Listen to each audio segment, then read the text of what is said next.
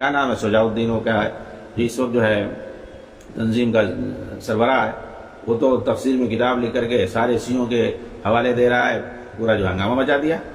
تو جو شریعت میں ان کی جو فکر میں ہے، جو بانی اس تنظیم کی رہے بات، وہی فکر ہر ایک کو رہے گی، وہی عقیدہ وہی فکر رہے گا۔ مودودی نے جو جماعت قائم کی ہے اور جس فکر پر قائم کی ہے، جتنے اس جماعت کے ممبر ہیں اصلی، سب کے اندر وہی فکر رہے گی۔ جی ہاں، تو ناسبی ہونے سے نہیں بچ پاؤ گے۔ یہ ٹرینڈ ہے کہ جو رافضی ہوگا وہ سب کو اپنے علاوہ جو ہے وہ ناسبی کہے گا۔ کیونکہ جیسا وہ لوگ صحابہ کو مانتے ہیں، جیسا وہ لوگ ازواج مطہرات کو مانتے ہیں، جیسا وہ لوگ بنی امیہ کو مانتے ہیں، بنی امیہ میں ایک ایک سے بڑے بڑے صحابہ، کبار صحابہ، جنرل صحابہ، تابعین، طبع تابعین اور مجاہدین، دین کو تبلیغ کرنے والے، دنیا کو فتح کرنے والے پائے جاتے تھے۔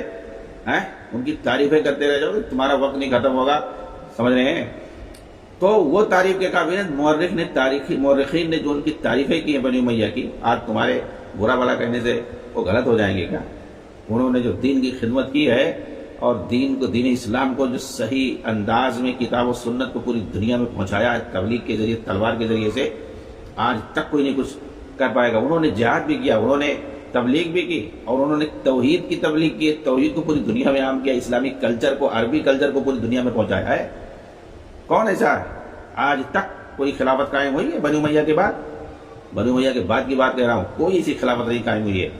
انہوں نے جس طریقے سے دین اسلام کی سچے دل سے جس طریقے سے خدمت کی ہے، ان کے زمانے میں کوئی بھی اگر فسادی قسم کا کوئی بد کردار، کوئی جو ہے بد اخلاق، کوئی بدعقیدہ، خاص طور سے بدعقیدہ اگر کوئی پیدا ہوتا تھا، الٹی سیدھی بات کرتا تھا، فوراً کو ٹانگ دیا جاتا تھا۔ اس وقت علماء بھی سختی سے اس کے جو کلاس لیتے تھے، اور اس وقت کے جو حکام ہوتے تھے، فوراً وہ لوگ جو ہے ان کی علماء کی بات مانتے تھے، ایسے لوگوں کو بخشتے نہیں تھے۔ یہ جاد ابن درام تھا، اس نے جب کہا کہ اللہ نے موسیٰ علیہ السلام سے کلام نہیں کیا ہے اور وہ جو ہے اس کو کوئی نہیں دیکھ سکتا ہے، مطلب قرآن سے ہٹ کر کے، اسلام سے ہٹ کر کے جب اس نے انکار کر دیا، قرآن کی آیت کا انکار کر دیا، علماء نے فتویٰ دیا کہ یہ جو ہے زندیق ہے، یہ کافر ہو گیا، اس کو پھانسی دے دی گئی۔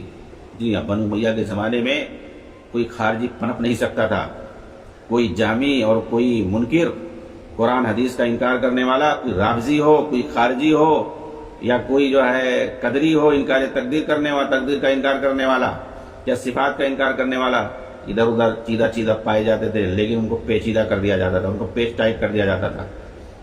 تو بنی امیہ کے زمانے میں دین اسلام کی جس انداز میں خدمت ہوئی ہے، جس انداز میں دین اسلام کی تبلیغ ہوئی ہے، اور ابن کثیر نے ابن البدایہ کے اندر ایسا لکھا ہے بہترین جاندار انداز میں کہ ان کے زمانے میں اصل تبلیغ اور جہاد ہو رہا تھا، ویسا اس کے بعد کبھی نہیں ہوا ہے آج تک۔ جس نتھرے ہوئے انداز میں، خالص انداز میں توحید سنت کا پرچار جس انداز میں ان کے زمانے میں ہو رہا تھا، کبھی نہ ہوا ہے، مشکل نہیں ہوا۔ جی ہاں، اس وقت صحابہ تھے، تابعین تھے، طبع تابعین تھے، محدثین تھے، ائمہ تھے، فقہاء تھے، یہ سارے لوگ تھے۔ ان لوگوں نے بنی امیہ کا ساتھ دیا ہے، اور یہ لوگ دین کا کام کرتے تھے، جہاد کا کام کرتے تھے۔ پورا جو سینٹرل ایشیا سے لے کر کے، ہند سندھ سے لے کر کے، افریقہ سے اور آگے اندلس تک، یورپ تک انہوں نے پورے دین کو پھیلایا، عربی کلچر میں سب کو ڈال دیا۔ یہ تھے بنو امیہ۔ ان کے یہاں نہ کوئی شرک تھا، نہ کوئی بدعت تھا، نہ کوئی منحوس تقلید تھی، نہ تصوف تھا، اور نہ ہی اور کوئی اس طریقے سے جو ہے شرک اور بدعت کے اڈے پائے جاتے تھے، اور نہ اس طریقے سے شرکیہ اور کفریہ، نہ کوئی تنظیم اور جماعت پائی جاتی تھی باطنیہ۔ اس وقت خالص اہل السنہ والجماعت تھے، اس وقت صحابہ کے منہج پر چلنے والے تھے، بس ان کے پاس صرف قرآن اور حدیث، اس کے علاوہ اور کوئی چیز نہیں تھی۔ یہ تو سارے جتنے بکواس قسم کے مناہج پیدا ہوئے، یہ تو بعد میں عباسی دور میں سب آئے، اور اس کے بعد ان لوگوں نے خرافات پھیلانا شروع کیے۔ تو یہ روافض کی پہچان ہے کہ یہ اپنے علاوہ سب کو ناسبی کہتے ہیں۔